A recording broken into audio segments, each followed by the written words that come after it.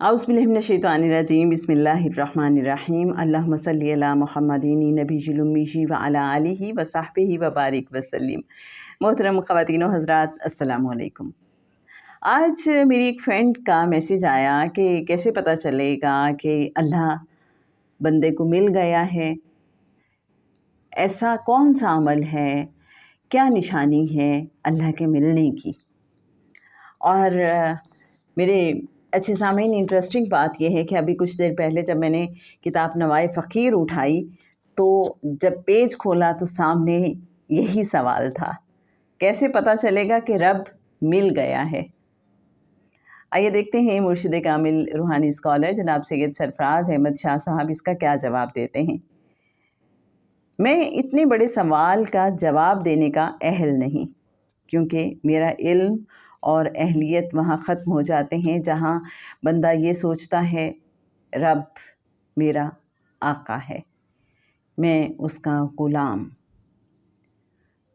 میں اپنے آقا کی غلامی اس انداز میں کروں جس طرح حق ہے۔ مجھے تو اپنا کنڈکٹ درست کرنا ہے، مجھے تو اپنے کنڈکٹ پر نظر رکھنی ہے کہ میں صحیح طریقے سے غلامی کر پایا یا نہیں۔ اگر تو میں ٹھیک طرح غلامی کر پایا تو بات ختم ہو گئی، باقی آقا اپنی مرضی کا خود مالک ہے، وہ چاہے تو اپنی دوستی عطا کر دے، چاہے تو رد کر دے، وہ مالک ہے،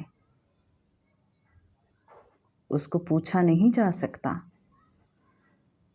میرا علم تو یہی کہتا ہے،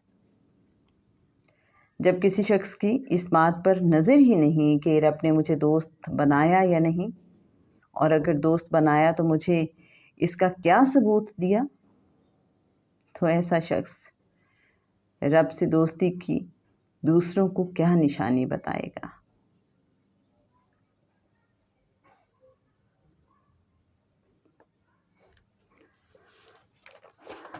تو میرے بہت اچھے سامعین، ناظرین، اس کے بعد تو صرف خاموشی ہے۔ سمجھ صرف یہ آئی کہ بس رب کو اپنا ہم آقا مان کر ایک غلام کی طرح اس کا حکم مانتے چلے جائیں، اس راستے پہ آگے سے آگے بڑھتے چلے جائیں، بغیر یہ سوچے کہ اس نے ہمیں اپنا دوست بنایا یا نہیں بنایا۔